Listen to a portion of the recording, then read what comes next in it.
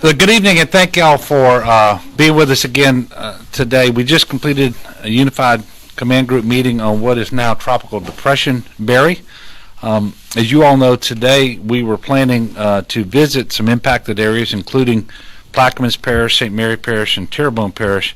However, the remnants of Barry, with its winds, thunderstorms, and actually their tornado warnings, continue to roll through the state, and it prevented us from being able to reach those areas. So we intend to reschedule those visits and potentially some more tomorrow, and we'll be releasing more information on that very shortly. I want to start off by reiterating that much of the southern portion of the state is still experiencing heavy rainfall and that could lead to flash flooding, and we're at an elevated risk for tornadic activity. The rainfall totals that we can expect for much of Louisiana over the next 24 hours are about 2 to 4 inches, and in southwest Louisiana, sort of centered around Lafayette, the rainfall totals over the next 24 hours could get to 4 to 6 inches.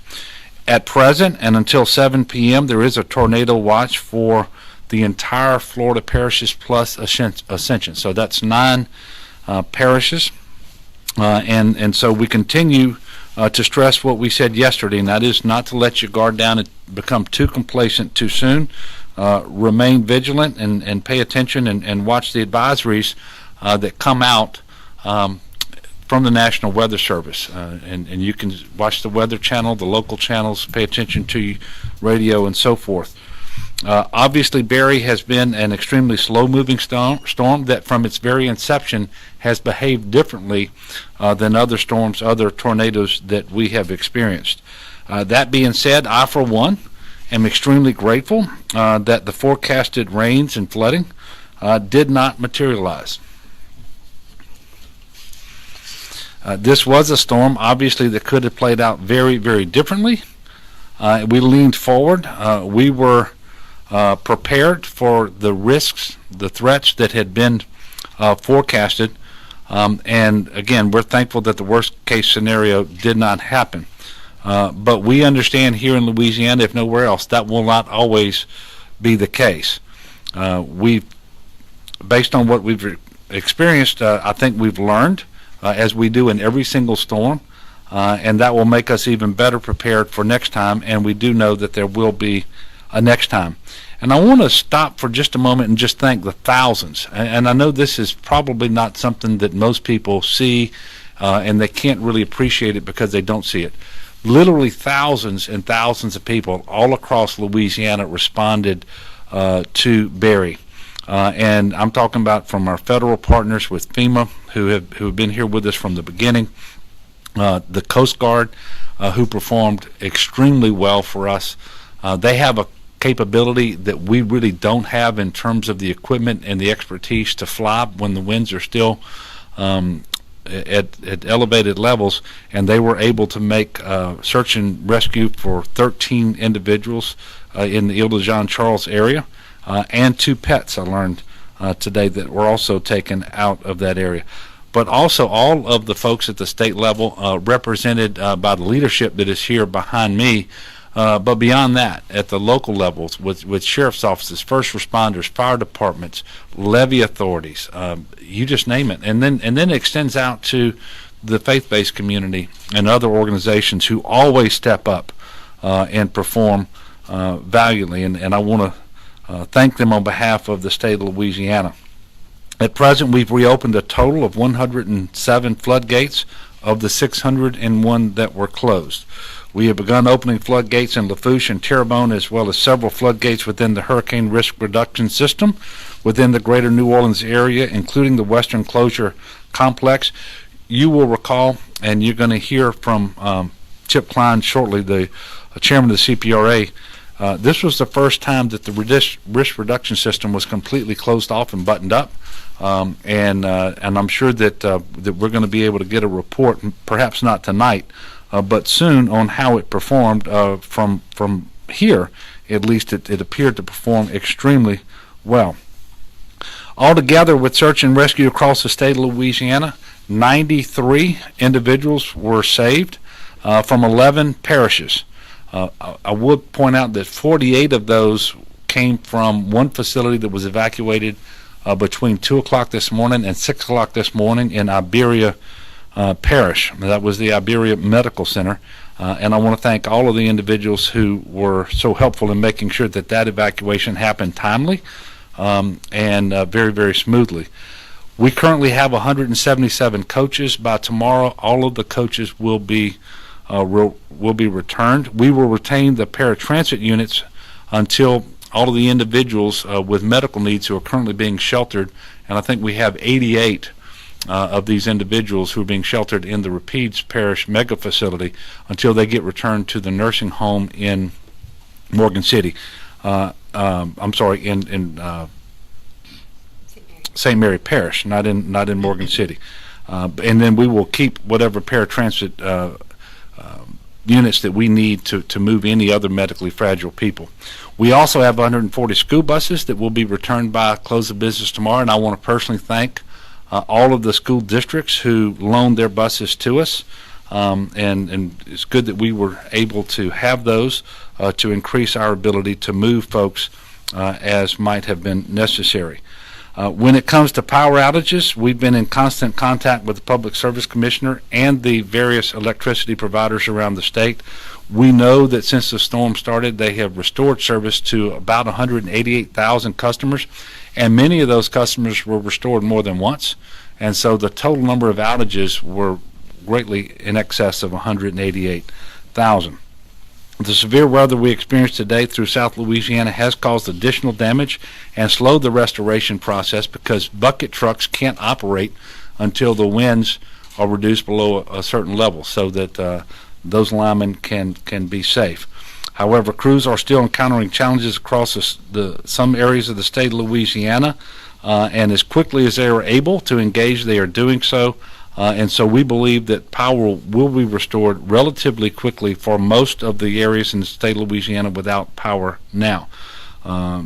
Those being focused in Assumption, Iberia, and in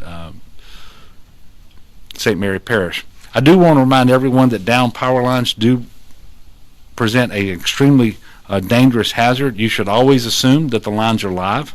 And don't go near them. Certainly don't touch them or allow anything to come into contact with them. If you're in an area that has experienced down power lines, please be extremely cautious when venturing out. There will be state office closures tomorrow in 3 parishes, and only 3 parishes, those being St. Mary, Assumption, and Iberia. And again, primarily this is because of the power outages that we continue to see in those areas. All other state offices will be open. We have determined that for this particular disaster event, this will be our last full unified command group meeting. I will have a smaller, more informal meeting tomorrow morning here at 9 o'clock. Should there be a need to address the press, we will make sure that you are aware of that. Right now we don't anticipate that, however. Again, I want to thank all of the first responders, state agencies, the GOSEP employees, all of our federal partners, and all of the local officials who have done so much to serve the state of Louisiana during this particular disaster. They have all done an exceptional job. Now, I'm going to be followed with briefings to be given you by Chip Klein, the chairman of the CPRA. He'll be followed by Sean Wilson, Secretary of the Department of Transportation and Development. Secretary Walters of DCFS will brief after Secretary Wilson. Secretary Gee will follow, and General Curtis of the National Guard will follow, and then Commissioner Mike Strain of the Department of Ag and Forestry. Once Commissioner Strain completes his remarks, then we will entertain your questions. Thank you. So as the governor noted in his remarks, our hurricane protection systems around South Louisiana function just as we hoped they would. This was the first time in the history of the hurricane risk reduction system around the greater New Orleans area where we had all floodgates closed and operated the Western Closure Complex. So that system performed quite well. Even though we did not see the storm surge that we had originally expected in the greater New Orleans area. Additionally, the Morganza to the Gulf Hurricane Protection System, where the state of Louisiana and Terrebonne and Lafourche parishes over the last few years have invested hundreds of millions of dollars to raise levees in those systems around the around Terrebonne and Lafourche areas, as well as major floodgates and pump stations around that area. The areas in Terrebonne Parish where you did see overtopping in the southern portions of the Morganza to the Gulf system, those sites were construction sites where we were actively raising those levees, and so the overtopping that you did see were active construction sites where we were trying to get those levees raised in the event that we did have a storm surge. I do want to say that much of our efforts today when the Coastal Protection Restoration Authority were dewatering the areas that took on heavy rainfall across South Louisiana. We did have to reposition some of our large pumps from southeast Louisiana to south central and southwest Louisiana, particularly in Vermilion, St. Mary, and Point Capee parishes. And then a quick update on Plaquemines Parish. The Point Celeste and the West Point of Lahash segments where you have seen some flooding on the Corps of Engineers construction sites there. Both of those sites have been addressed. There is no additional flooding in those areas. And so our attention over the next day or so will be focused on the Myrtle Grove area where you had an overtopping in the back levee in the Myrtle Grove area. We've deployed 10 additional pumps to bring down the water levels in there. One more thing of note. I think it is very important for the public to realize that we still have emergency regulations in place as it relates to activities on levees across South Louisiana. There should be no recreating, no driving or riding on levees in South Louisiana until further notice. So thank you very much. Thank you, Governor. As we get to the stage of demobilizing some of the buses, we would like to encourage the public to still be patient and adhere to some of the conditions that are out there. Currently on LA 23, we have established a special traffic control to put traffic on the northbound lanes because of standing water. We also have an incident right now on Highland where we have pooling water in the inside lane, and we're asking folks to be alert and be cautious as you travel through there. Over the next coming days, or the next few days, what you will see is the Department of Transportation going out, inspecting bridges for scour, inspecting shoulders to make sure that they're still stable to protect the roads, and so be alert, put your cell phones down. And I would also encourage folks to still use 511 because while we still have some potential rain coming through the area, you may have some opportunities of flash floods or down tree limbs and things of that nature. The department has already been moving debris from the roads all the way up to North Louisiana, down from Terrebonne Parish. So we've covered just about every stretch of where Hurricane Barry made its footprint. And so we've had tremendous success with our motor assist patrol. I would be remiss if I didn't echo what the governor said about the school systems providing their assets. And the last thing, I just want to publicly thank the governor for his leadership because this is a collaborative effort among the cabinet, federal officials, and local government. And it's just been a pleasure to serve the people of Louisiana with you and the people that are up here on this stage today and all around the state. So thank you, Governor. Thank you. There are still 7 open shelters in the state right now with about 166 people in them. Those numbers are changing rapidly as people feel like it's safe to get home. That includes the 88 patients from a nursing home that are up in the mega shelter that the governor mentioned. The biggest shelters left outside of that mega center are F.G. Clark here in Baton Rouge and Bolton Avenue in Rapides Parish. This event, we had thousands of people text or call 211, and that system worked beautifully, and we're excited about that new capacity and capability to bring into our relief efforts. So we're very grateful to the 211 partners and the United Ways that make that possible, and we thank all the partners across the state that work so hard to keep our people safe and to get them home safely in and out of shelters. Thank you. Good evening. The Louisiana Department of Health continues to monitor medical facilities. Most have power. There are 5 on generator power, but if you need to use an emergency room, they're all open. Really complimenting the Louisiana National Guard, Acadian Ambulance, and the Emergency Response Network for our early morning evacuation of Iberia Medical Center. Everyone was safely moved to other hospitals throughout the state. We almost had a similar evacuation for Franklin Foundation Hospital, but we're able to have those generators come back on, and now the power is there as well. Do be aware, as the governor has said multiple times, that standing water may not be safe. There may be electrical currents in it. There could be toxic substances. There could be sharp objects. Just stay away from it. Just wait till it clears. In addition, we've had a lot of questions about algal blooms. Although the churn may have reduced those for the moment because of the low salinity of Lake Pontchartrain, we expect those to come back. Do be aware, if you see algal blooms, don't go near them. They may have toxic substances.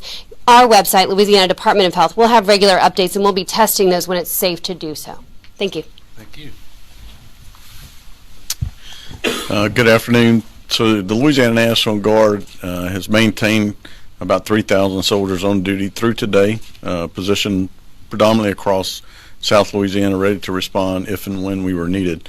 However, we will start right-sizing tomorrow morning, and we will start focusing more into the south central Louisiana area and then more towards North Louisiana so that we are positioned there if we're called upon. Thank you. Thank you. Good afternoon. We have demobilized our pet shelters. All the animals are back with their owners, have went home, so that's very good. I've been in contact with Undersecretary Bill Northey, USDA, and State Director Craig McCain.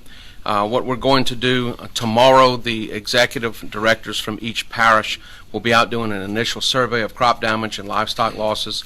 That will be followed up over the next 2 weeks with a very definitive assessment, and then a report will be formulated.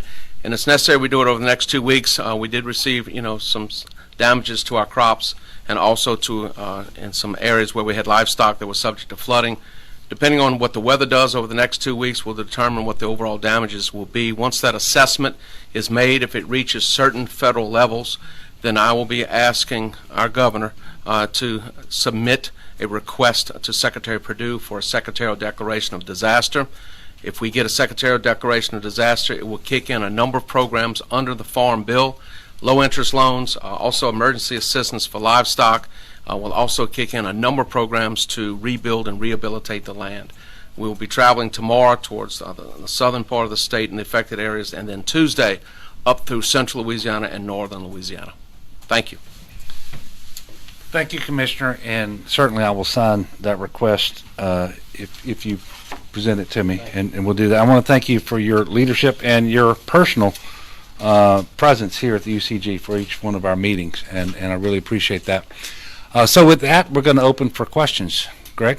So, Governor, I know there's a sense of relief, but I know you're also mindful that there was some damage done, some areas that were hit. So what area, as you briefed, is the hardest hit? Is that the most problem? Well, look, it's really hard to answer that question at present, and in fact, over the next several days, we will start our preliminary damage assessments that will be run out of GOSEP here. With some of our federal partners, particularly FEMA, to go out and take a look and see where the damages occurred. And right now, we are still very much in the response mode, not the recovery mode, and so I don't want to venture a guess as to those areas that were impacted the most. But we know that our levees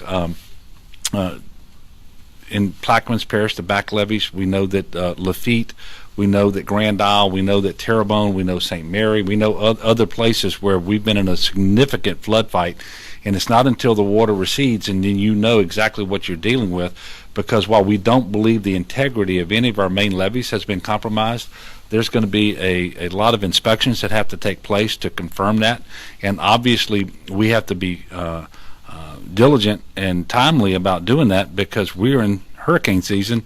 We don't know when the next time is going to be that we get a storm. We assume it can be very quickly. So we're going to be out and about, and that's why this really isn't over. It's also one of the reasons why the National Guard can't just all go home tonight. We've got thousands of pieces of equipment that have to be maintained. Everything has to be cleaned. the preventive maintenance checks and services, what we used to at least call PMCS, is still what we do, right? All of that has to be done, and so this is, it's not like it's a light switch, you just flip it on and off. We're going to be many more days dealing with this, and certainly we're going to work with all the local government to do these damage assessments, and then we're going to have more information for you as that plays out. Governor, in Iberia Parish, do you have any details? Was it just a matter of the medical center taking on water? No, it was an electricity issue. And that has been a bigger issue than taking on water. It was electricity, and again, I just want you to think about the number of folks, many of whom were very medically fragile, who had to be evacuated from a multi-story hospital without power, meaning National Guardsmen and others were carrying patients down stairwells. And all of that happened safely. It happened smoothly. And then it wasn't like we had the ability to bring them all to one location. So we used the Louisiana Emergency Response Network, LEARN. We knew exactly what capacity the various hospitals in the area had. We matched up the capacity with those that were most appropriate for the particular patients involved based on their acuity. And we were able to make that happen. And actually, by 6 o'clock it was complete, and in at least one instance during transport to one of the other hospitals, we found out that they needed to be redirected because that hospital had temporarily lost power. So the LEARN network performed extremely well. It's one of those things that most people know nothing about, but it's something that's incredibly important for the state of Louisiana. But it, like most of the evacuations that we did after the storm came ashore, was a function of electricity, not of water intrusion. As far as you know, everybody rescued is okay? Yes. Yes, we don't. I haven't received any reports of fatalities outside of some accidents that we had today, and I know of one very significant accident in North Louisiana in Webster Parish, but I don't even know if that one would be deemed as weather related. Colonel Reeves. Yes, so but that was at least that there were 2 fatalities there and 2 very serious injuries, but I don't believe that we will determine that it was weather related. Yes, sir. Sorry, I just have one more question. General, so we still are all 3,000 men and women activated still, or will you just keep 1,000 or 500? We will slowly start ramping down, if you will, through this week. Tomorrow, we'll be somewhere 1,600, 1,700 maybe still on duty. The next day we'll be down around 1,000. But as the governor said, we have to stay positioned for any potential search and rescue type stuff or commodities or security missions. But also we got to return our equipment and we have to service it and make sure that it's ready to roll next time that it's needed. So, yes, sir. And we anticipate that by Thursday he's going to be pretty much back down to normal operations. But if we don't do this now, then we have to guess at when we might have to need them again and activate them 2 or 3 days early to go and pull the equipment out and service it all and make sure that it's functioning properly. Any other? Yes, sir. 2 questions. First, how many customers are affected by power outages? I don't have. Last count, Governor, was 97,000. It may be lower than that now. Yeah. Okay, so just under 100,000. At the height, it was 188,000. Yes. But again, those 188,000 that undercounts the amount of service restorations that occurred, because many of those people lost power multiple times. So we're just below 100,000 now. We think that Assumption Parish should come back on pretty quickly because we had particular problems on trunk lines that when those are resolved, the distribution lines we believe are in good shape, and so they will be able to basically flip that power back on and get service to almost the entire parish. The others are going to be a little more difficult in Iberia and in St. Mary. Other question, you mentioned several things like the new levee system coming Yeah. on down and drainage and so forth. Have you had anything you've implemented that this storm was able to, for lack of a better word, be a dry run for? Well, I think I'll let Chairman Klein of the CPRA answer that question. there were several things that we've done that I know that paid off in this storm around the HISRA, the Hurricane Risk Reduction System in the greater New Orleans area. I will tell you the fact that we went to the Bayou Chene in St. Mary Parish and put in that provisional or temporary floodgate by sinking the barge proved to be very, very helpful, because it allowed portions of 5 parishes to drain out and create capacity for storm surge, so that storm surge didn't automatically and right away intrude people's homes and businesses. And I look forward to the day in the not too distant future when that $80 million that we've committed to a permanent floodgate at that location, that floodgate is in place, and rather than having to go out and find and sink a barge and tie it in with riprap on the shoulders and sheet piling, we'll be able to just go in and push a button and make that happen in a couple of hours. But with respect to the larger question that you asked, I'm going to ask Chairman Klein to come up and answer that. I don't think we've identified anything that's given us any concern at this point. I think what this storm did do is showed us what worked really well. And so, as the governor mentioned, the Bayou Chene barge gate. And so the latest statistic we saw there was that barge, which is a temporary structure, was holding back about 4.5 feet of water. So if you wouldn't have had that barge in place, you would have had further inundation in Assumption, Iberville, St. Mary, Terrebonne areas. So I think that worked really well. I think some of the large-scale floodgates that were just recently built over the last 2 to 3 years, the majority of which was under this administration, I think functioned beautifully. So I think that, as the governor mentioned in his earlier remarks, I think once we really get our head around the assessments, when we go and look at the levees where they were overtopped and see what protective measures we need to address moving forward, I think we'll have a better sense of what we need to do better moving forward. But as far as we can tell, all hurricane protection systems around this state functioned exactly how we hoped they would. Any other infrastructure things that were new that tested out well? I will. Probably the 3 the permanent pump stations that were installed along Lake Pontchartrain.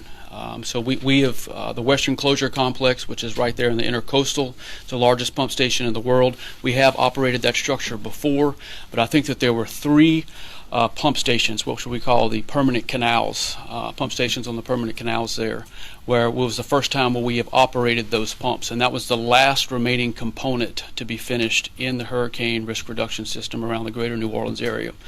So it was interesting to finally see all of the different components in that system work synergistically together, and so I think it did exactly what we wanted it to do. I think there was at least one other area that I want to call out that worked extremely well, and this wouldn't be transparent to most people who watched what unfolded. But while the rainfall predictions that we got, the forecast from the National Weather Service were overestimated, the storm surge was pretty much correct, and CPRA and others were able to take that information and model what we thought would happen as it related to the impact on our levee system. And we were able to identify in advance those areas where we thought would need the most attention. And in fact, those were the areas that needed the most attention, and we had already not only identified them, but we had put resources there to address them. And this includes the backwater levee, or the back levee, I should say, in Lower Plaquemines Parish in the Myrtle Grove area. And so it allowed us to respond much more quickly.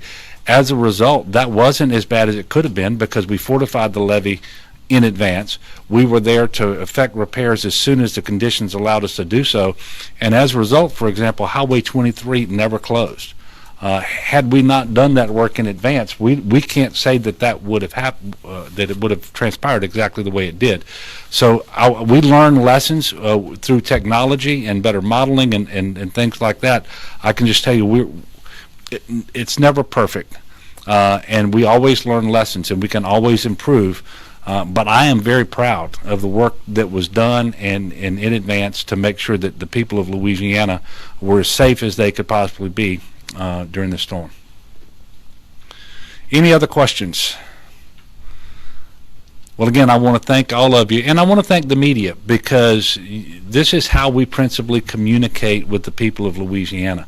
And if you weren't as diligent as you are and showing up and making sure that they're getting accurate information, they really would be lost and dependent upon social media, which quite often has erroneous information out there. So I want to thank you all, and I want to thank the people of Louisiana who really did take this seriously, who responded appropriately for the, in the largest part at least. They were patient and they were prepared. And I want to remind everyone, it's just the middle of July. Typically, it is the latter part of August and September when we see the most hurricane activity. There's no reason to think that that won't also be the case this year. So just like we do after-action reviews here to figure out what we can do better as a state, communities and families, you need to do your own after-action reviews and try to figure out how you can be better prepared and postured when the next hurricane or other severe weather event hits. Thank you so much, and God bless.